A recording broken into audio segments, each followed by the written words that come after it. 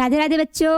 आज हम जनन स्वास्थ्य के बारे में चैप्टर 3 जनन स्वास्थ्य के बारे में पढ़ेंगे और जनन स्वास्थ्य के बारे में हम जानेंगे, समझेंगे और जनन स्वास्थ्य के चैप्टर से जो इम्पोर्टेंट क्वेश्चन बोर्ड एग्जाम में आते हैं, क्लास 12 के बोर्ड एग्जाम में जो आते हैं और जो आने वाले हैं, उस क्वेश्चन के बारे में बात करेंगे। जनन स्वास्थ्य क्या है? हमारा पहला क्वेश्चन ही है कि जनन स्वास्थ्य क्या है। हम कैसे कह सकते हैं कि हम पूरी तरह से स्वस्थ हैं? तो जनन स्वास्थ्य क्या है? जब हम पूरी तरह से या फिर बीमार या हमारे बुखार या जुखाम खांसी ये सब ना हो, तब हम क्या खुद को कह सकते हैं कि हम पूरी तरह से स्वस्थ हैं? तो ऐसा नहीं है।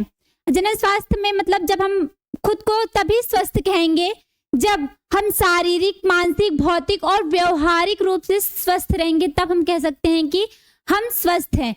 तो बात है पहली क्वेश्चन की कि जनन स्वास्थ्य क्या है। पहला क्वेश्चन है जनन स्वास्थ्य क्या है। तो जनन स्वास्थ्य में हम ये नहीं कहेंगे कि हमें बुखार, जुखाम, खांसी या कोई रोग या कोई डिसीज नहीं हुई है तो हम पूरी तरह से स्वस्थ हैं या हमारा शरीर जो है, हमारा बॉडी जो है वो पूरी तरह से स्वस्थ है। जनन स्वास्थ्य हम तब कहेंगे जब WHO के अनुसार यानी विश्व स्वास्थ्य संगठन के अनुसार हम तभी स्वस्थ हैं जब हम शारीरिक, मानसिक, भौतिक, व्यवहारिक रूप से स्वस्थ हैं। तो इसमें देख लो डिफिनीशन क्या लिखी है। विश्व स्वास्थ्य संगठन यानी WHO के अनुसार जनन स्वास्थ्य का अर्थ है जनन के सभी पहलुओं से। जनन के सभी पहलुओं क्या हैं? पहलुओं यानी कि शारीरिक, भावनात्मक, व्यवहारात्मक और सामाजिक, यानी कि शारीरिक रूप से तो स्वस्थ रहेंगे, प्लस हमारे विचार कैसे हैं उसके रूप में हम स्वस्थ रहें। व्यवहार, हमारा दूसरों के प्रति व्यवहार क्या है, हमारा नेचर क्या है, हम दूसरों से कैसी बातें कर रहे हैं, दूसरा हमें कैसे समझ रहा है, हमारा व्यवहार कैसे है दूसरों के प्रति, यानी व्यवहारात्मक और सामाजिक रूप से। तो ये शारीरिक, मानसिक, व्यवहारात्मक और सामाजिक रूप से जब कोई व्यक्ति पूरी तरह से स्वस्थ रहता है तभी वह व्यक्ति स्वस्थ कहा जाता है। वरना कोई व्यक्ति अगर किसी को डिसीज या रोग, कोई जुखाम, बुखार, खांसी नहीं आ रही है तो उससे हम नहीं कह सकते हैं कि वो पूरी तरह से स्वस्थ है।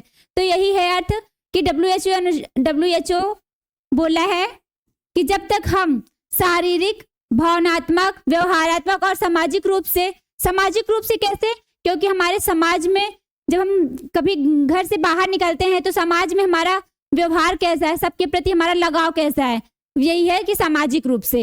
ठीक है।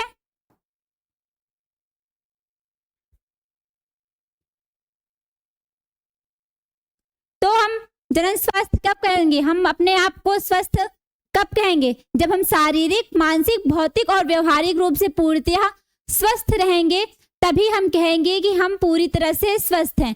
वरना हम नहीं कह सकते हैं कि हम पूरी तरह से स्वस्थ हैं। और इस दुनिया में ऐसा कोई भी नहीं है जो पूरी तरह से स्वस्थ है, हमें तो लगता है। क्योंकि कोई शारीरिक रूप से स्वस्थ रहेगा तो उसका व्यवहारात्मक रूप से कोई ना कोई प्रॉब्लम रहेगी।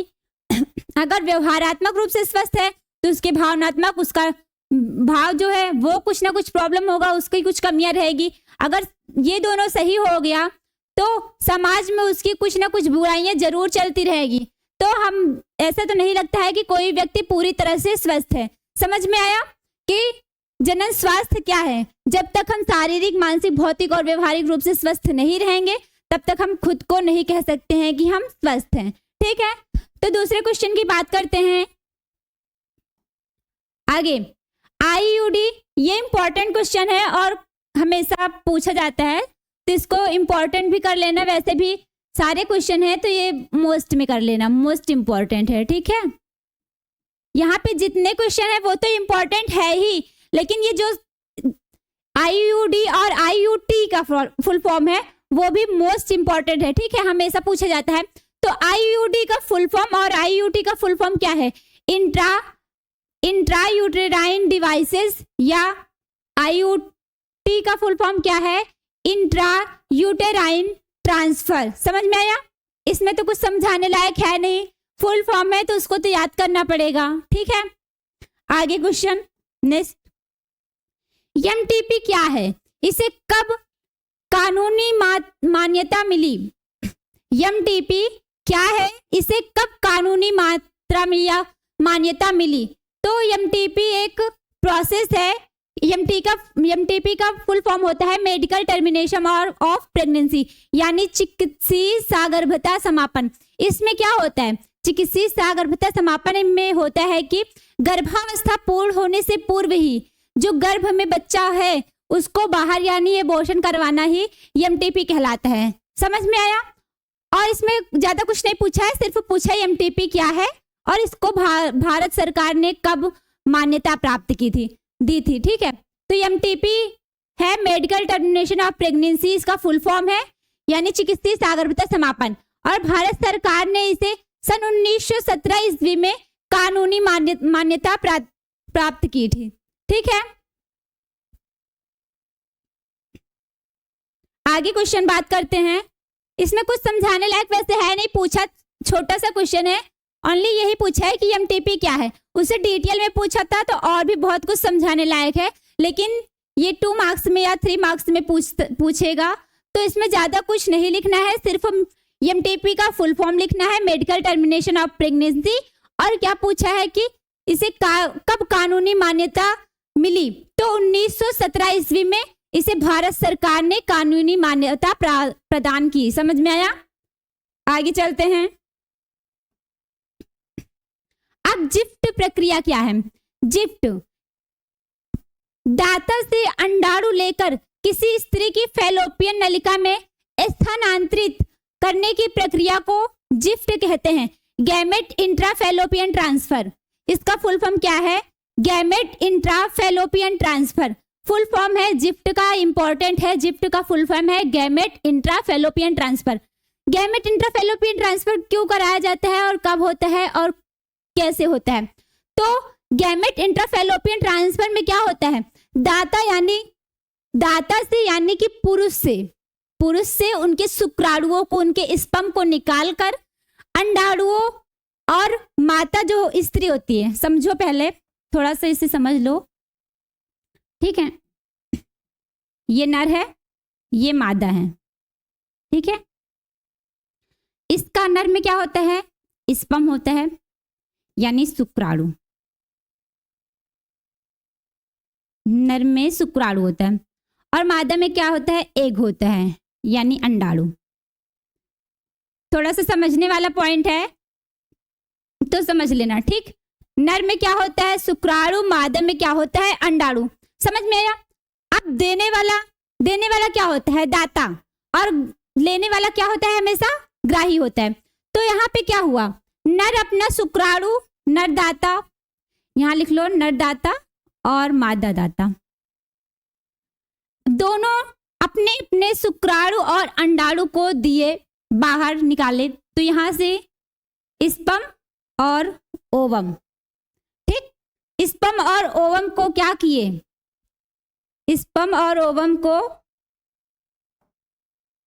ये एक ट्यूब है, फैलोपियन ट्यूब है, ये फैलोपियन नलिका या फैलोपियन ट्यूब, पहले इसे फैलोपियन ट्यूब में स्पर्म लिए, ये है स्पर्म, ये है ओवम, ठीक, मादा का एग, ये है शुक्राणु, ये है अंडाणु। इसे क्या करते हैं? लैब में एक फैलोपियन ट्यूब में क्या करते हैं? एक को निषेचित करवाते हैं, और निषेचित कराने के बाद क्या करते हैं? माता के फैलोपियन ट्यूब में डाल दिया जाता है। इस प्रोसेस को क्या कहते हैं? GIFT, gamete intrafallopian transfer. समझ में आया? यानी कि जब पुरुष या महिला में कोई कमी होती है, जब जिससे वो बच्चा नहीं, मतलब बच्चे नहीं जन्म दे पाते हैं, तो क्या होता है? इस प्रक्रिया का प्रयोग किया जाता है, जिफ्ट का प्रयोग किया जाता है। समझ में आया कि ये जिफ्ट की प्रक्रिया क्या है? जिफ्ट की प्रक्रिया में क्या होता है? पुरुष यानी नर के शुक्राणु और मादा के अंडाणु को बाहर निकाला जाता है, और निकालने के बाद क्या करते हैं? उसे लैब में एक प्रोसेस में फैलोपियन ट्यूब में क्या करते हैं? उसे रखकर उस एग को क्या करते हैं? फर्टिलाइज करवाते हैं। एग को फर्टिलाइज करवाने के बाद जब वो ट्यूब में वो तैयार हो जाता है, तो उसे क्या करते हैं? माता की फैलोपियन नलिका में डाल देते हैं, जिससे क्या होता है? गर्भावस्था धारण हो जाती है। समझ में आया? गिफ्ट क्या है? ठीक है, आगे बात करते हैं, गिफ्ट प्रक्रिया समझ में आ गई होगी तो आगे IVF और गिफ्ट का पूरा नाम लिखिए। ठीक है, तो IVF in vitro fertilisation, IVF है इन विट्रो फर्टिलाइजेशन, और गिफ्ट गैमेट इंट्राफेलोपियन ट्रांसफर। अभी पहले इसके पहले वाला क्वेश्चन क्या था? गैमेट इंट्राफेलोपियन ट्रांसफर, यही था ना। और ये वाला क्वेश्चन भी क्या है? Gamete intrafallopian transfer. यानी कि ये इंपॉर्टेंट है, पूछ सकता है कि गैमेट इंट्राफेलोपियन ट्रांसफर का पूरा फुल फॉर्म पूछेगा पहले तो। अगर वो नहीं पूछेगा तो पूछेगा कि ये प्रोसेस क्या है। तो ये प्रोसेस समझ में आई कि हाँ, मेल का क्या स्पर्म और फीमेल का क्या ओवम, दोनों को निकाला जाता है और लैब में क्या किया जाता है? फर्टिलाइज करवाने के बाद माता के फैलोपियन ट्यूब में डाल दिया जाता है, जिससे कि गर्भावस्था धारण की हो जाती है। ठीक है, तो वहां फुल फॉर्म देख लो। फुल फॉर्म में अब इसमें कुछ समझाने वाला नहीं है, सिर्फ फुल फॉर्म पूछा है तो ओनली फुल फॉर्म बताना है, ना कि कुछ और। ठीक है, तो IVF का फुल फॉर्म क्या है? होता है इन विट्रो फर्टिलाइजेशन, और गिफ्ट का फुल फॉर्म क्या होता है? Gamete intrafallopian transfer. ठीक है, हिंदी में भी लिखा है कि इन विट्रो फर्टिलाइजेशन को क्या कहते हैं? पात्र निषेचन, और गैमेट इंट्राफेलोपियन ट्रांसफर को क्या कहते हैं? गैमेट अंतराफेलोपियन स्थानांतरण। ट्रांसफर यानी कि स्थानांतरण। ट्रांसफर करना क्या? लैब में जो बनाया गया उसे ट्रांसफर कराया जा रहा है। कहाँ ट्रांसफर कराया जा रहा है? माता की फैलोपियन नलिका में ट्रांसफर कराया जा रहा है। ठीक है, आगे बात करते हैं। स्त्रियों द्वारा उपयोग किए जाने वाले एक गर्भ निरोधक का नाम लिखिए।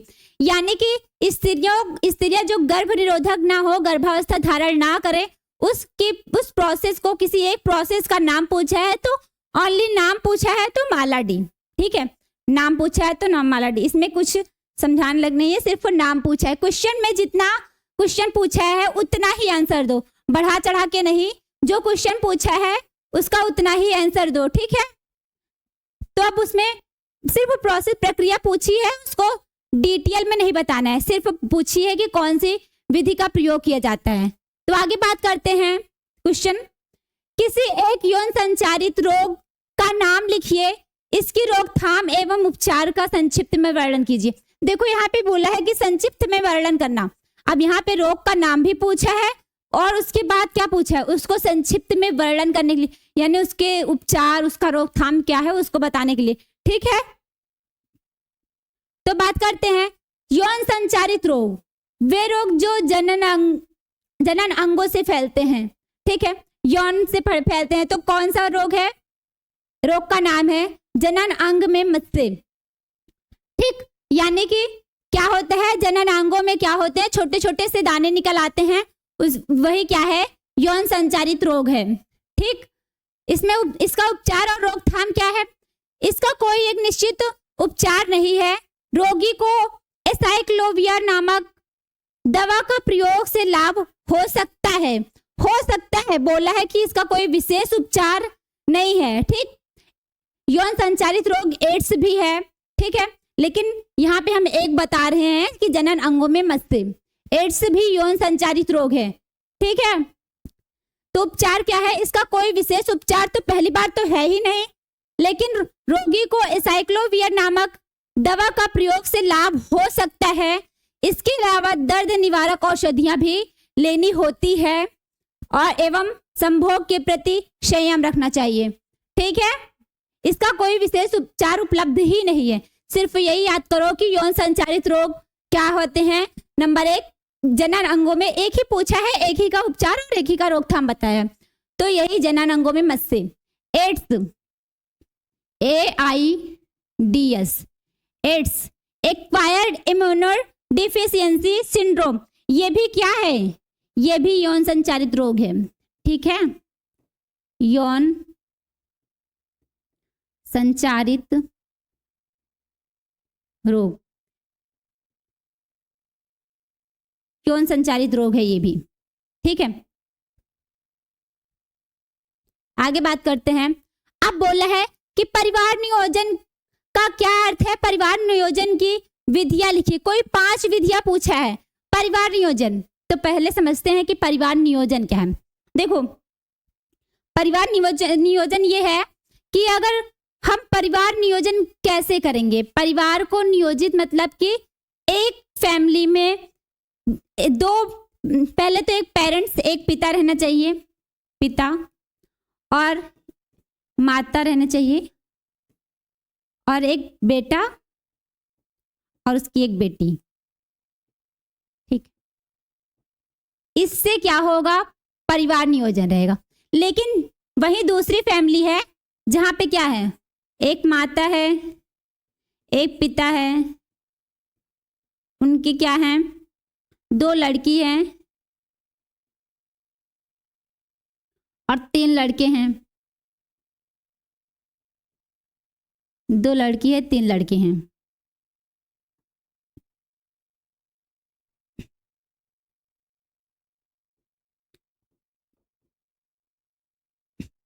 तीन लड़के हैं। तो बात आई है परिवार नियोजन की। तो परिवार नियोजन, परिवार को सुचारू ढंग से चलाने के लिए दंपतियों द्वारा, दंपति यानी कि पति पत्नी, दंपतियों यानी कि पति पत्नी, दंपतियों द्वारा संतान को की संख्या तथा उनके जन्म के बीच उचित अंतर की प्रक्रिया को परिवार नियोजन कहते हैं। यानी कि कोई भी परिवार हो, अपने परिवार को निश्चित मात्रा में अच्छे से चलाने के लिए, कि उसे हर एक चीज मिल सके, उसको चलाने के लिए दंपति यानी पति पत्नी को क्या करना चाहिए, अपनी जो फैमिली है उसको लिमिट में रखनी चाहिए। और जब एक संतान हो जाए तो दूसरी संतान के बीच में थोड़ा सा गैप होना चाहिए, 1-2 साल का गैप होना चाहिए। ये नहीं कि एक साल में एक बच्चा हुआ तो दूसरे साल में भी एक बच्चा हो गया, तो यहाँ पे ये नहीं करना है। ठीक है, एक बच्चा होने के बाद उसमें बहुत सारे गैप करने चाहिए, या 1 साल या 2 साल का तो गैप करने चाहिए। ठीक है, जिससे क्या कहते हैं, जिससे परिवार नियोजन होगा, और इस प्रक्रिया को ही क्या कहेंगे, परिवार नियोजन। ठीक है, परिवार नियोजन की 5 विधियां पूछा है कि कैसे कैसे हम परिवार को नियोजित यानी परिवार को छोटा कर, मतलब छोटे मात्रा में रख सकते हैं। यानी कि एक माता, एक पिता, उसकी एक लड़की, एक लड़का। ये नहीं कि एक माता, एक पिता, उसके 2 लड़की, 3 लड़के, या 4 लड़की या 4 लड़के। ठीक है, तो पहली विधि क्या है, शल्य चिकित्सा विधि। पहली विधि क्या है, शल्य चिकित्सा विधि। यानी इसमें क्या होती है, पुरुषों में नसबंदी और स्त्रियों में टुबैकोटॉमी विधियों का प्रयोग किया जाता है। इसमें क्या होता है, पुरुष में नसबंदी यानी उनकी नस को काट दिया जाता है, काट के बांध दिया जाता है, और स्त्रियों की जो ये फैलोपियन ट्यूब होती है, यहाँ पे समझो,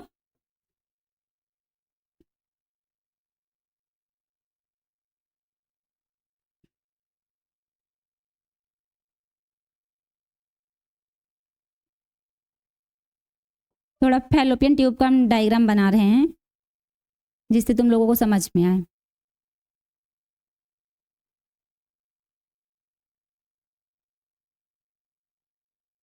ठीक, ये है फैलोपियन नलिका।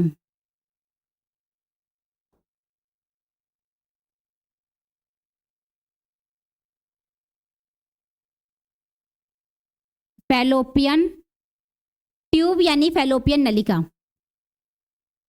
स्त्रियों में क्या किया जाता है, यहां से क्या करते हैं, यहाँ पे बीच में एक कट लगाते हैं, यानी इस फैलोपियन ट्यूब को काट देते हैं दोनों तरफ, और काटने के बाद क्या करते हैं, इस फैलोपियन ट्यूब को काट के ऐसे यहाँ पे बांध दिया जाता है।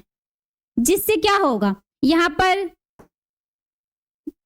इस फैलोपियन ट्यूब को काट के बांध दिया जाता है। तो निषेचन कहाँ होता है, स्त्रियों के फैलोपियन ट्यूब में होता है। जब स्त्रियों के फैलोपियन ट्यूब को काट दिया जाएगा, इसमें क्या होता है, कोई एक भी कराएगा, अगर स्त्री करवा रही है,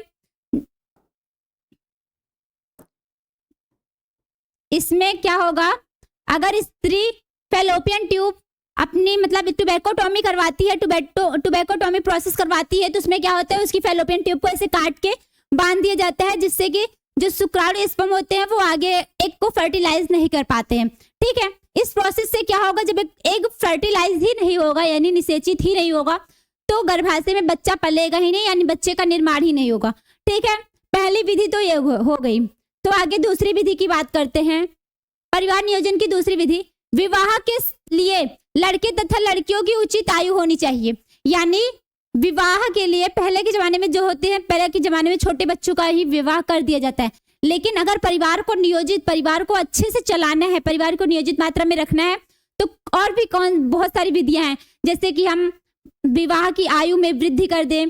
जैसे 18 साल के विवाह हो रहा है लड़कियों का, तो उसे 21 साल कर दे। अगर लड़कों का 22 साल में विवाह हो रहा है, तो अब उसे बढ़ा करके क्या करें, 25 साल कर दें, जिससे क्या होगा, परिवार नियोजन हो जाएगा। ठीक, ये है दूसरी विधियां।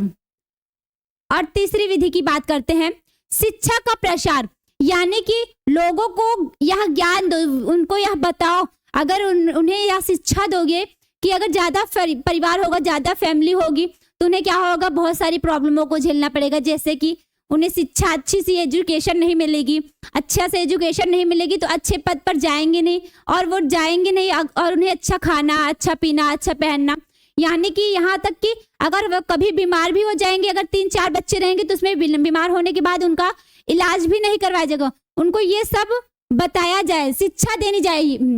ठीक है, उन लोगों को यह बताना चाहिए, शिक्षा का प्रसार, यानी शिक्षा के माध्यम से उनको यह बताओ कि छोटा परिवार ही बेहतर होता है। ठीक, परिवार नियोजन के लिए। तो परिवार नियोजन शिक्षा से परिवार के लाभों का प्रचार और संतानों की संख्या को सीमित मतलब कम संख्या में सीमित करने की सोच विकसित होती है। यानी कुछ ज्ञान दो, कुछ उनको बताओ, अच्छी बातें बताओ, जिससे कि क्या वो अपनी सोच को बदलें और अपनी फैमिली को क्या करें, लिमिट मात्रा में रखें। ठीक है, शिक्षा के द्वारा भी परिवार को नियोजित, यानी परिवार की संख्या को कम मात्रा में रखा जा सकता है, यानी कि परिवार को नियोजित किया जा सकता है। ठीक है, और कौन सी विधियां हैं, यांत्रिक विधियों द्वारा, यानी इसमें क्या होते हैं, बहुत सारी दवाइयां चल रही हैं, जिससे क्या होता है, उस दवाइयों को खाने पर कि अगर जो पेट में बच्चा भी है, अगर अभी है, मतलब क्या होते हैं कि इस विधि में क्या होते हैं, यांत्रिक विधियों में, इस विधियों में क्या होते हैं, कुछ जब यौन मतलब जब फर्टिलाइजेशन करने का टाइम आता है, तो उस टाइम क्या होते हैं, कुछ अपने सोच से तो कुछ परिवर्तन किए जाते हैं, जिसे यांत्रिक विधि किए जाते कहते हैं। ठीक है, और रासायनिक विधि, रासायनिक विधियों में क्या होती है, मार्केट में बहुत सारी दवाइयां हैं, जिसे खाने पर, अभी पहले क्वेश्चन आया था ना, स्त्रियां कौन सी दवाइयों का प्रयोग करते हैं, तो वहां पर डी माला थी, डी माला दवाइयों का गर्भ निरोधक में प्रयोग करती हैं। तो यहाँ पर कुछ दवाइयों का नाम है खाने की, जैसे माला डी, माला एन, जेल क्रीम, चौथी, और टेबलेट्स, ये सब क्या होते हैं, मार्केट में मिलती हैं, जिसे खाने से क्या होती है, गर्भावस्था नहीं होती है। समझ में आया? अभी पहले ये क्वेश्चन आया था माला डी वाला, ये देखो पीछे दिखा दे रहे हैं, ये क्या है, स्त्रियों द्वारा उपयोग किए जाने वाले गर्भ निरोधक, यानी गर्भ में जो बच्चा पल रहा है उसको रोकने के लिए, गर्भावस्था ना हो उसके लिए क्या, कौन सी विधि का प्रयोग कर रही थी, माला डी। तो वही है यहाँ पे, ये देखो गर्भ निरोधक, ये माला डी, समझ में आया, माला डी।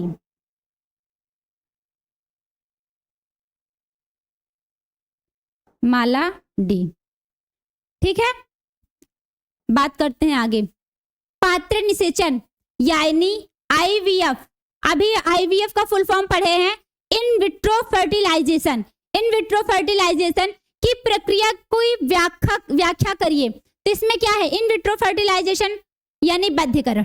इन विट्रो फर्टिलाइजेशन कब कराया जाता है, यानी इस भारत देश में इस बहुत सारी दंपत्ति यानी कि पति पत्नी ऐसे हैं जो बच्चे या संतान उत्पन्न नहीं कर सकते हैं। तो उसमें क्या करते हैं कि आईवीएफ, इन विट्रो फर्टिलाइजेशन की प्रक्रिया का प्रयोग किया जाता है, जिससे क्या होते हैं, उन्हें संतान की प्राप्ति होती है। इन विट्रो फर्टिलाइजेशन में क्या होता है, अभी बताया मैंने कि इन विट्रो फर्टिलाइजेशन में ये देखो विश्व भर में वही लिखा है कि विश्व भर में बहुत से दंपत्ति या पति पत्नी ऐसे हैं जिनको संतान की उत्पत्ति नहीं हुई है।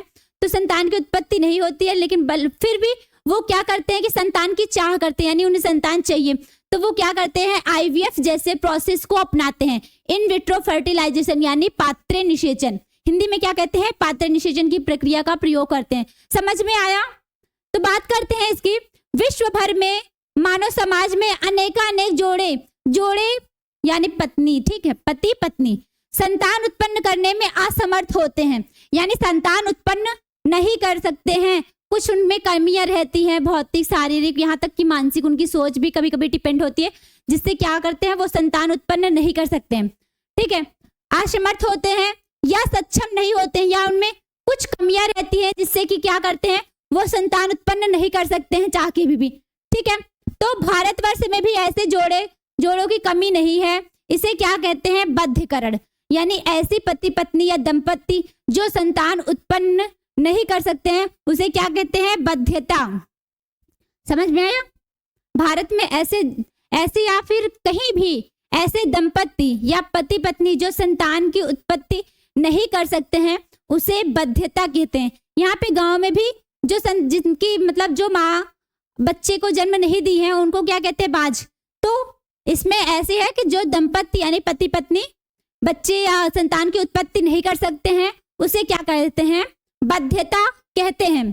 तो बध्यता के अनेक कारण हो सकते हैं। किसके कारण? अभी मैंने बताया कि बध्यता मतलब बध्यता यानी कि संतान को उत्पत्ति ना कर सकने के बहुत से कारण हैं।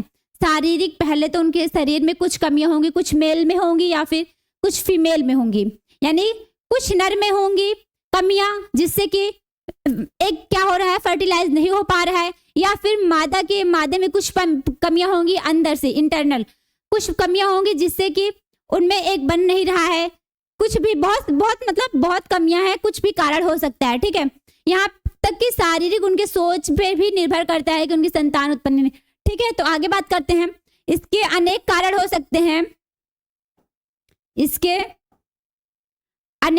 सकते हैं, यह दंपत्ति यानी जोड़े, पति पत्नी, पुरुष अथवा स्त्री अथवा दोनों पर लागू होता है, यानी कि बध्यता दोनों पर मतलब किसी में भी कमी के कारण हो सकता है, ठीक है। इसमें यह नहीं है कि स्त्रियों में ही कुछ कमी हो तभी ही वो मां नहीं बन सकती है। यहाँ तक कि अगर स्त्रियों में कुछ कमी है तो वो मां तो नहीं बन पाएगी। लेकिन यहाँ कभी कभी तो ये होता है कि स्त्रियों के अंदर कोई भी कमी नहीं रहती है, बल्कि पुरुषों के अंदर कुछ कमी होती है जिसके कारण कि वो मां नहीं बन पाती है, ठीक है। यहाँ तक कि दोनों पर लागू होता है, दोनों पर लागू हो सकता है। भारतवर्ष में प्रायः दंपत्ति को बच्चा ना होने पर दोष सदैव स्त्रियों को माना जाता है।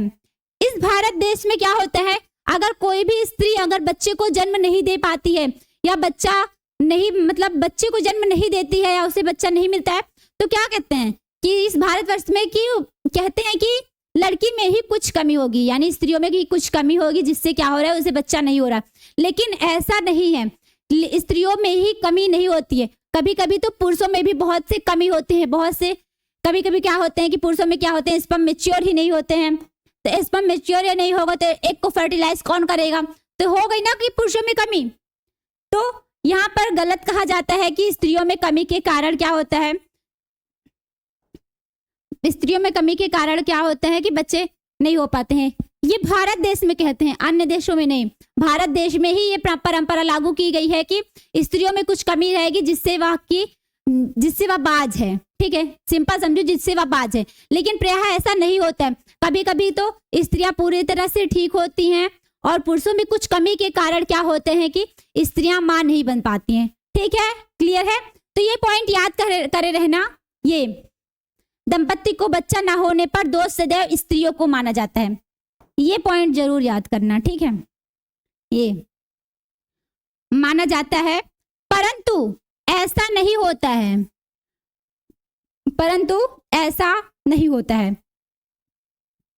ठीक है, परंतु ऐसा नहीं होता है। बताया ना कि क्यों नहीं होता है, क्योंकि पुरुषों में भी कुछ कमी हो सकती है, स्पर्म में कुछ कमी रहेगी जिससे एक फर्टिलाइज ही नहीं होगी।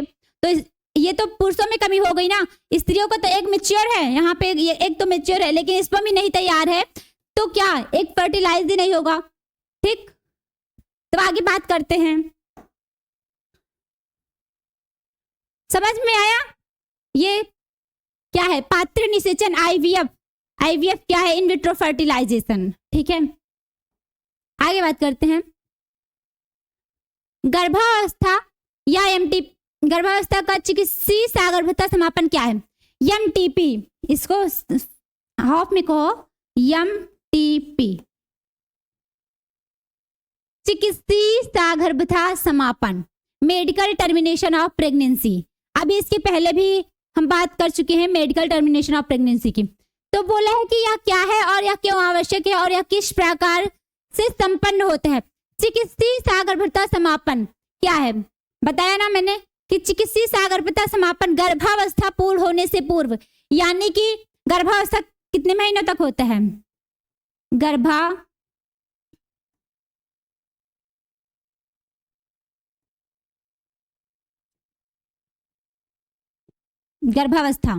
गर्भावस्था 9 महीने तक होती है।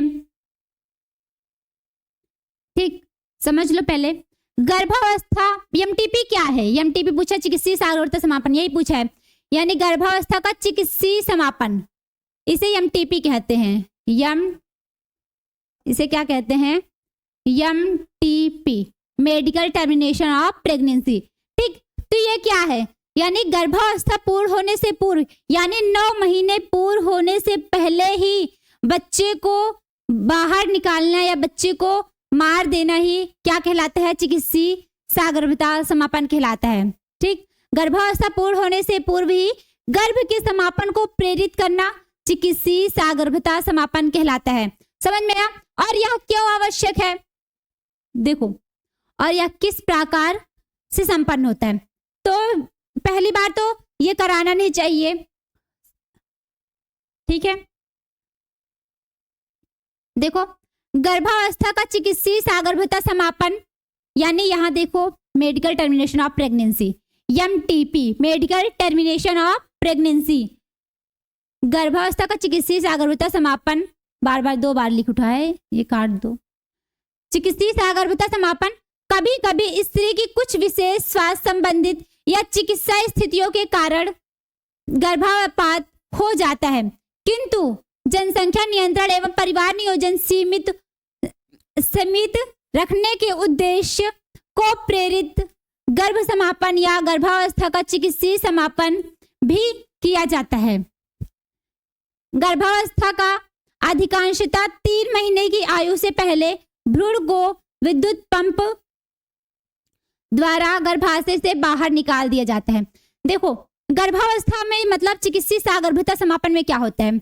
चिकित्सीय सगर्भता समापन में अगर कभी किसी गलतवश अगर गर्भावस्था हो जाता है किसी को, तो उस टाइम क्या करते हैं कि गर्भावस्था को यानी मेडिकल टर्मिनेशन ऑफ प्रेगनेंसी कराई जाती है। यानी 9 महीने पूर्ण होने से पहले ही क्या करते हैं, उस भ्रूण को क्या होता है, जो बच्चा पल रहा है उसको विद्युत पंप की सहायता से क्या करते हैं, बाहर निकाल दिया जाता है।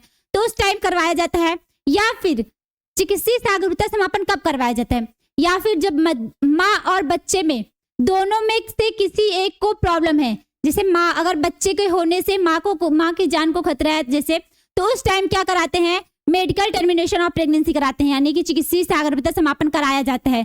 ठीक है, और तब करवाया जाता है। और किस प्रोसेस में कराया जाता है मेडिकल टर्मिनेशन ऑफ प्रेगनेंसी? या फिर जब बच्चा पल रहा है, अगर माँ के पेट में जब बच्चा पल रहा है, दोनों की जान को खतरा है, यानी उस बच्चे के जन्म होने पर दोनों की जान को खतरा है, तो उस टाइम क्या कराते हैं, मेडिकल टर्मिनेशन ऑफ प्रेगनेंसी करवाता है। तो इसे यह क्यों आवश्यक है, पता चल गया।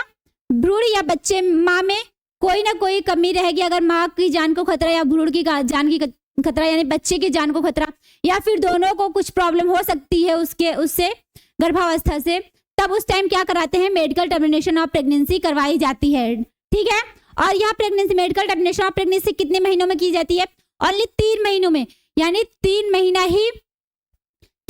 महीना ही गर्भावस्था धारण किए हुए हैं। अगर 3 महीने से ज्यादा हो गए हैं गर्भावस्था धारण की हुई है, तो उस time medical termination of pregnancy नहीं कराई जाती है। अगर उस time medical termination of pregnancy करवाओगे तो उस टाइम क्या होता है, माँ की जान को खतरा होता है। ठीक है, तो लिमिट क्या है मेडिकल टर्मिनेशन ऑफ प्रेगनेंसी करवाने की? 3 महीने। यहाँ पे लिखा है, ये देखो 3 माह,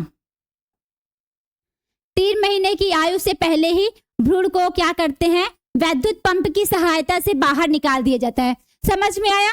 3 महीने से ज्यादा, अगर 4 महीने 5 महीने हो गए हैं गर्भावस्था धारण की हुई है, तो उस टाइम क्या होता है, मेडिकल टर्मिनेशन ऑफ प्रेगनेंसी नहीं करवाई जाती, यानी जो भ्रूण बन रहा है उसको बाहर नहीं निकाला जाता है, ठीक है। तो या फिर शल्य चिकित्सा द्वारा भ्रूण को बाहर निकाल दिया जाता है। शल्य चिकित्सा यानी डॉक्टरों के माध्यम से बाहर मतलब निकाल देते हैं, ठीक है, दवाइयों के माध्यम से। अब चिकित्सीय सगर्भता समापन क्यों आवश्यक है? मैंने बताया ना, अनचाही गर्भावस्था से मुक्ति पाने के लिए, मतलब कभी अनजान में जब गर्भावस्था हो जाता है तो उस टाइम क्या करते हैं, जब किसी को नहीं पता रहता है तब भी, तो इस टाइम क्या होता है, मेडिकल टर्मिनेशन ऑफ प्रेगनेंसी करवा दी जाती है, ठीक है। और लापरवाही से किए गए असुरक्षित यौन संबंध हो या गर्भ निरोधक उपायों में असफल रहने के कारण, और इन स्थितियों में गर्भ समापन की आवश्यकता पड़ती है। समझ में आया? चलो आगे बात करते हैं।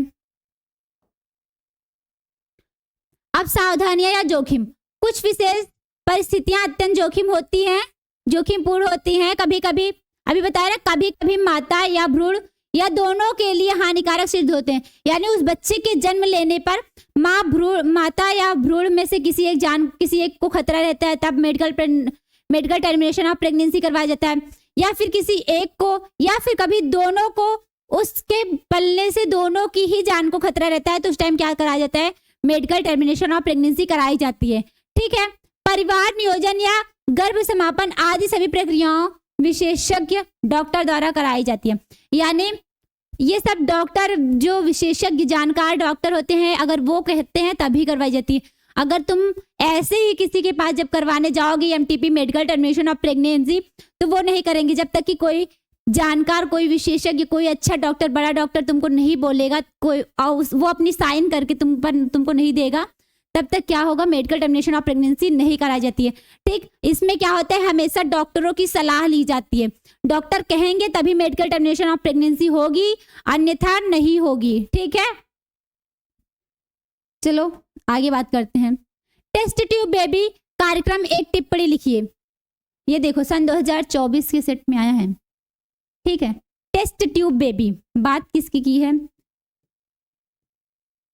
Test tube baby, test tube baby, IUT। देखो अभी पढ़े थे ना, IUT का full form intra uterine transfer. इसमें क्या होता है, टेस्ट ट्यूब बेबी तकनीक उन दंपतियों के लिए प्रयुक्त मिल। पहले टेस्ट ट्यूब समझ लो। टेस्ट ट्यूब मतलब एक ट्यूब होती है, अभी मैंने पहले भी क्वेश्चन में ये समझा चुका है कि टेस्ट ट्यूब में क्या होता है, एक टेस्ट ट्यूब होगी, ये एक टेस्ट ट्यूब है। टेस्ट ट्यूब यानी कि जो लैब में रहती है, तुम लोग देखे होगे 12th में हो, ठीक है। ये ऐसी एक टेस्ट ट्यूब रखी रहती है, उसके ऊपर क्या रखते हैं, स्पर्म, और क्या रखते हैं, ओवम। टेस्ट ट्यूब में क्या कराया जाता है, इस स्पर्म यानी नर के शुक्राणु और मादा के अंडाणु को लिया जाता है और उसे क्या कराया जाता है, फर्टिलाइजेशन।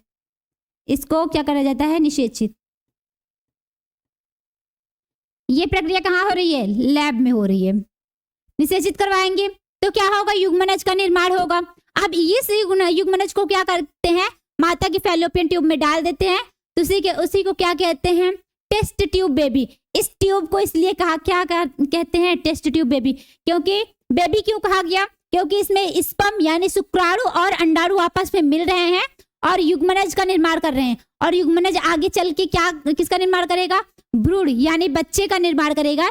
इसलिए इस टेस्ट ट्यूब के आगे क्या लग गया है, टेस्ट ट्यूब बेबी, ठीक।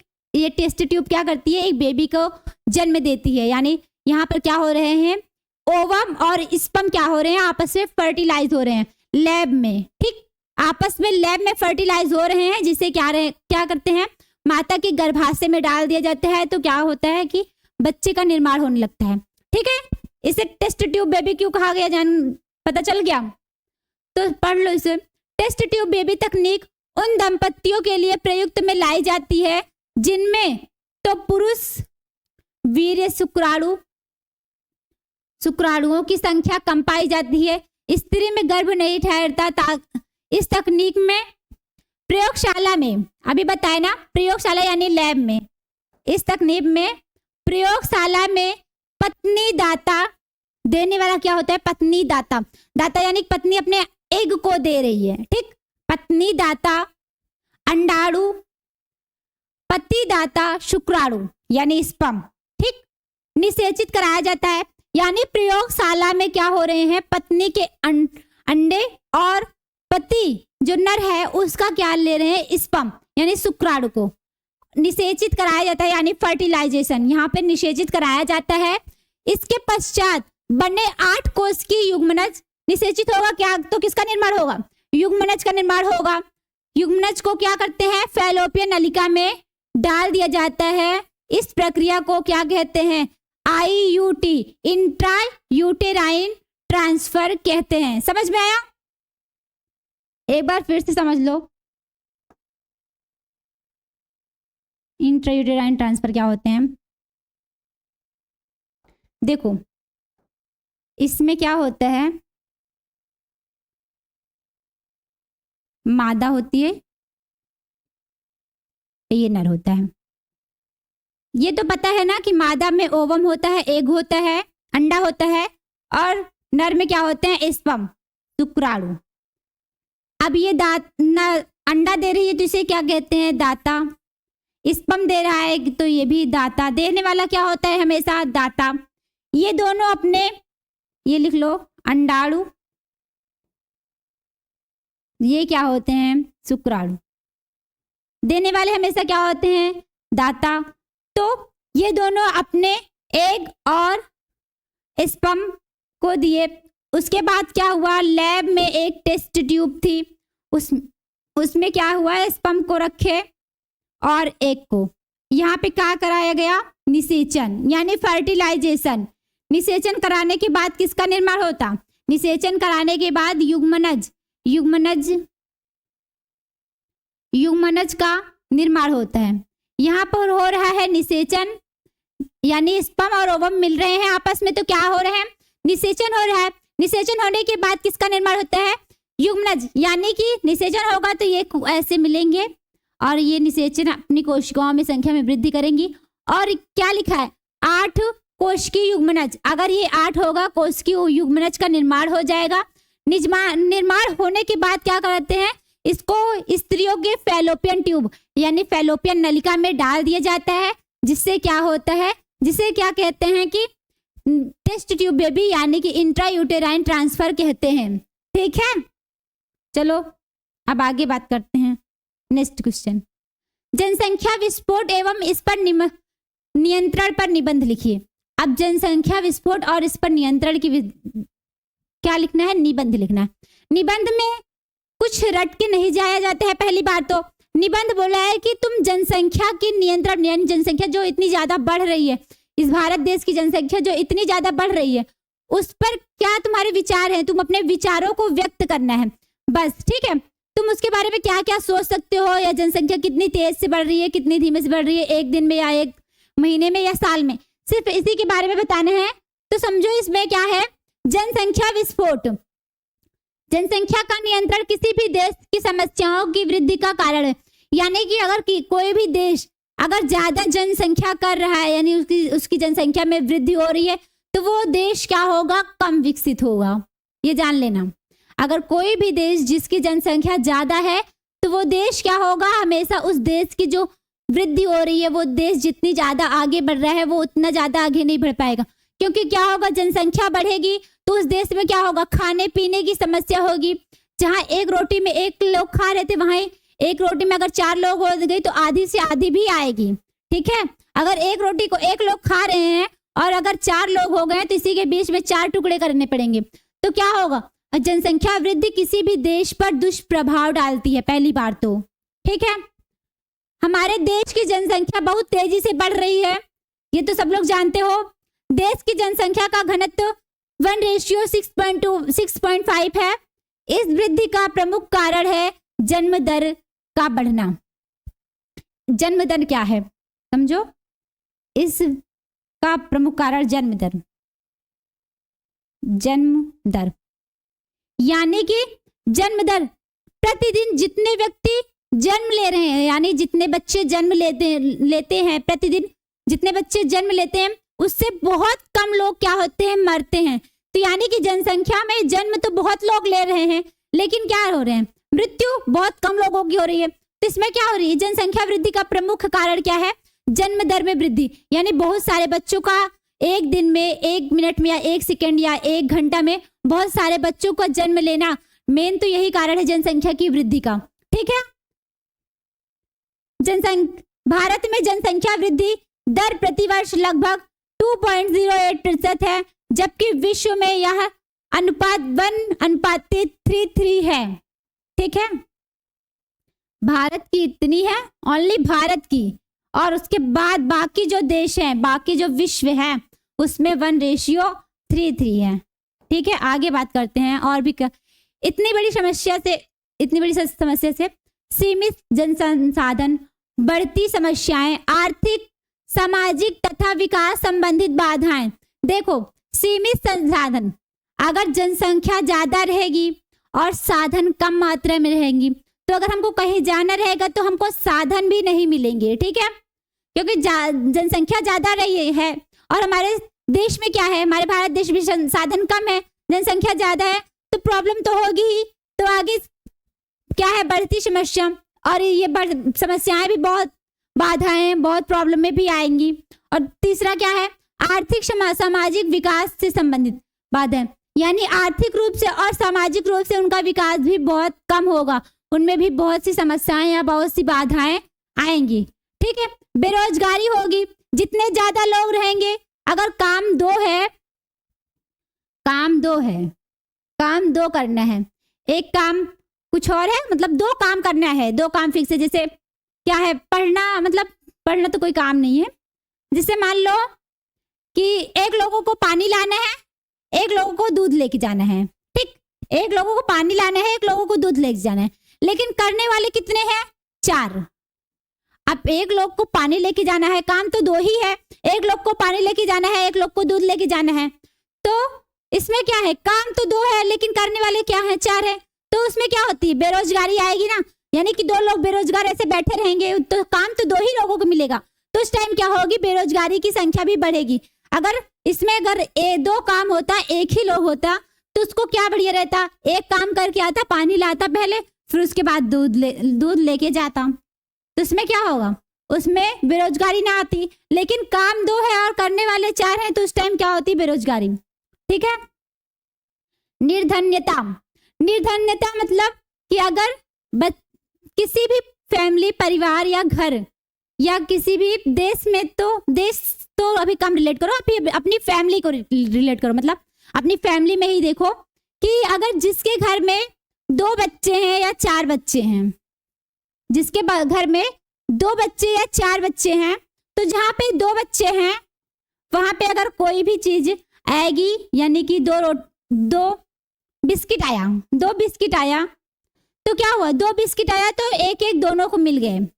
लेकिन वहीं पे क्या हुआ, अगर उसके 4 बच्चे हैं तो 2 बिस्किट आया तो उसमें आधा मिलेगा ना। तो इसमें क्या होगा, तो निर्धन्यता आएगी, यानी और भी पैसे खर्च होंगे, बच्चे ज्यादा हैं, पैसे कम हैं, तो निर्धन्यता यानी गरीबी आएगी ना। और क्या है, स्वास्थ्य संबंधी समस्याएं, अगर तुम्हारे पास पैसे कम है, तुम्हारे घर में जनसंख्या ज्यादा है, तो उस टाइम क्या होती है, और इस देश में अगर, मतलब जैसे भारत देश में या फिर भारत देश में ही देखो, अगर कभी कभी क्या होता है कि हॉस्पिटल में जगह नहीं मिलती है मरीजों को एडमिट करने के लिए। तो मरीजों को एडमिट करने के लिए जगह क्यों नहीं मिल रही है, क्योंकि हमारे देश की जनसंख्या इतनी ज्यादा बढ़ रही है कि मरीज क्या हो रहे हैं कि स्वास्थ्य की समस्याएं भी हो रही है। क्या हो रही है, स्वास्थ्य की, हमें अच्छे से इलाज भी नहीं मिलेगा, अच्छी सी दवाइयां भी नहीं मिलेगी, अच्छे से इलाज नहीं मिलेगा, तो स्वास्थ्य की समस्या यानी हम बीमार पड़ेंगे ज्यादा। समझ में आया कि अगर जनसंख्या ज्यादा रहेगी तो हमें बहुत सारी प्रॉब्लमों को झेलना पड़ेगा। इसीलिए कहते हैं कि परिवार नियोजन की विधियों को अपनाने के लिए। ठीक है, हम 2 हमारे 2, समझ में आया, जनसंख्या वृद्धि समस्या। और आगे शिक्षा, आगे क्या है, शिक्षा संबंधी कठिनाइयां लगातार बढ़ती जाती है। यानी कि अगर कहीं पे अगर किसी स्कूल में, अच्छे स्कूल में एडमिशन लेना है, किसी के घर में अगर 4 बच्चे या 5 बच्चे, 6 बच्चे, 7 बच्चे होते हैं, ये होते हैं बच्चे, तो उसमें क्या होता है, अब पढ़ाई तो इतनी ज्यादा महंगी हो रही है, अगर सभी को पढ़ाना है, 5-6 बच्चों को पढ़ाना है, तो क्या होगा, अगर 1,000 भी फीस है स्कूल की, तो 5,000 महीने की लगेगी पांचों की, तो क्या होगा उस टाइम, क्या होगा, तो पिता क्या चाहेगा या माँ क्या चाहेगी, अपनी उस स्थिति को देखते हुए तो उससे क्या करेंगे, नॉर्मल से कॉलेज या नॉर्मल से स्कूल में डाल देंगे, जिसमें क्या होंगे, उन्हें अच्छी सी नॉलेज या अच्छी सी शिक्षा, अच्छी सी एजुकेशन नहीं मिल पाती है, जिससे क्या होती है, शिक्षा की समस्या होती है, यानी उससे उस बच्चे को अच्छी एजुकेशन भी नहीं मिल सकती है, जिससे अगर जनसंख्या बढ़ेगी तो इतनी सारी प्रॉब्लमों को झेलना पड़ेगा। तो इससे अच्छा कि जनसंख्या बढ़े ही ना, इतनी सारी प्रॉब्लमें आए ही ना, ठीक है। इसलिए परिवार नियोजन की विधियां लागू की गई थी, जिससे कि परिवार को नियोजित किया जा सके, परिवार में सीमित मात्रा में रह सके, परिवार में कोई समस्याएं ना हो, परिवार निर्धन ना हो, सभी को अच्छी एजुकेशन मिले। इसीलिए परिवार नियोजन की विधियां लाई गई थी, जिससे कि अच्छे से रहन सहन, खान पीन, स्वास्थ्य और बाकी सारी समस्याओं को सुलझाया जा सके, ठीक है। इसीलिए कहते हैं कि परिवार नियोजन की विधियों को अपनाना चाहिए, परिवार नियोजन करना चाहिए। समझ में आया, हमने परिवार नियोजन की भी 5 विधियां पढ़ी हैं, ठीक है, समझ में आया, क्लियर। इसमें अपने अकॉर्डिंग, अपनी सोच के अकॉर्डिंग लिखना है कि तुम्हारा सोच क्या कह रहा है। इसमें निबंध लिखना है जनसंख्या विस्फोट पर। विस्फोट मतलब बढ़ती हुई जनसंख्या, इतनी तेज जो विस्फोट हो रही है, दिन प्रतिदिन इतनी ज्यादा जनसंख्या बढ़ रही है, उस पर अपने विचार व्यक्त करने हैं कि इस जनसंख्या को अपने आसपास, पड़ोस या देश या गांव में देखते देखते, तुम लोग ये सब तो 12th में पहुंच चुके हो, इतना तो सोच सकते हो कि हमारे आसपास जनसंख्या क्या है और घरों में क्या हालत है, ठीक है। जिनके घर में कम फैमिली है उनके घर में देखना, और जिनके घर में बहुत सारी फैमिली है, बहुत सारे बच्चे हैं, उनके घर में देखना, तो तुमको खुद ही समस्याओं के बारे में पता चलेगा कि क्या क्या समस्याएं होती हैं, जिनकी फैमिली ज्यादा होती है, जिनकी फैमिली कम होती है, ठीक। जो फैमिली कम होती है वो सही रहती है, ठीक है। तो और आगे बात करते हैं। वैसे लास्ट क्वेश्चन है, ठीक है। आज कितने क्वेश्चन किए, और सारे के सारे क्वेश्चन इंपॉर्टेंट है, सभी एक दूसरे के रिलेटेड हैं। तो हमने आज क्या किया, चैप्टर 3 क्लास 12 चैप्टर 3 के PYQ जो पहले क्वेश्चन आ चुके हैं और जो आने वाले, जो आने की संभावनाएं हैं, उन सारे क्वेश्चन को अच्छे से किया, अच्छे से समझाया, अच्छे से डिटेल में बताया है क्या क्या होता है, कैसी कैसी प्रोसेस होती हैं, या किसका क्या फुल फॉर्म होता है। फुल फॉर्म तो इसमें याद करना, ठीक है, मोस्ट इंपॉर्टेंट है। तो आज के लिए इतना ही, ठीक है।